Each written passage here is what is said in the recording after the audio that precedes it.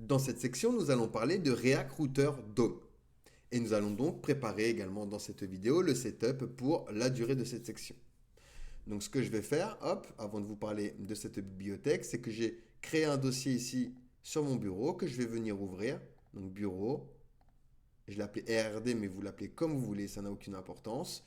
Et ici, du coup, je vais juste lancer la petite commande pour installer du coup React. Donc ici, on va faire un npm create vite @latest. Et je vais donner un nom au dossier, donc RRD. On va choisir donc React, JavaScript, cd RRD et npm-i pour install. Nous allons parler donc de React Router DOM. C'est une bibliothèque JavaScript très populaire utilisée avec React pour gérer la navigation dans une application web. Imaginez votre application web comme une maison avec différentes pièces. Les pièces vont représenter les pages. React Router DOM va vous permettre de définir des routes qui sont essentiellement des instructions sur la façon d'accéder à différentes parties de votre maison, donc de vos pages, en fonction de l'URL que l'utilisateur va saisir. Par exemple, vous pouvez avoir une route pour la page d'accueil, une autre pour la page profil, une autre pour la page boutique, une autre pour la page produit, etc.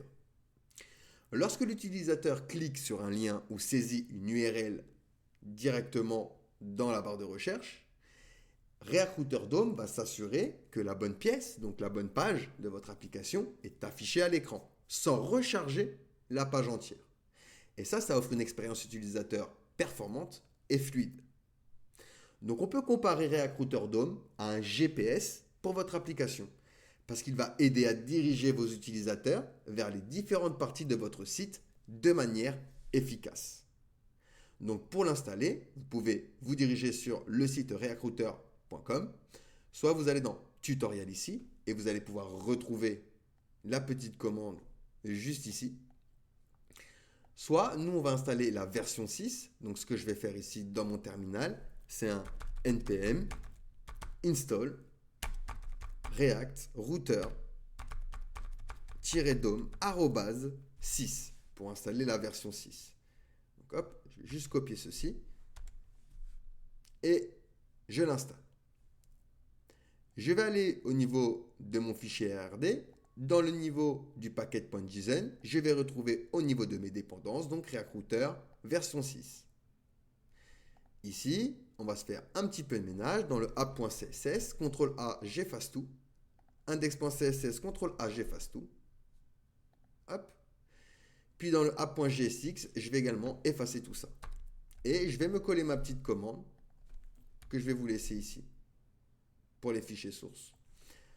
Ensuite, ça, on va se le retirer. Et tout ce qu'il y a ici entre les React Fragments, également, on se le retire. On va pouvoir se faire rapidement un petit reset CSS, donc sélecteur universel qui vise tous les éléments HTML sauf les pseudo-éléments, les pseudo-éléments before et after, margin 0, padding 0, box sizing border box, hop, pour initialiser les marges qu'il y a de base avec nos éléments. Et ensuite, on va utiliser une fonte family Arial Helvetica sans serif. Vu qu'on fait du générique, je vais pouvoir lui dire border none et outline none. Donc ça c'est pour les boutons.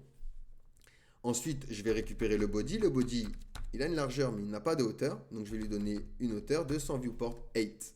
Et je vais lui donner même une min 8. Le viewport 8 est une unité relative qui fait référence à la hauteur du navigateur. Ensuite, on va donner un display grid et un place item center. Donc, pour le centrer sur X et Y. Place items est une propriété raccourcie de Justify Content et Align Items avec display grid. Et ben, hop, on peut venir ici.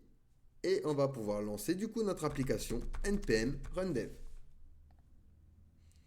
Et ici du coup je vais cliquer sur le lien. Et ça va bien ouvrir mon application.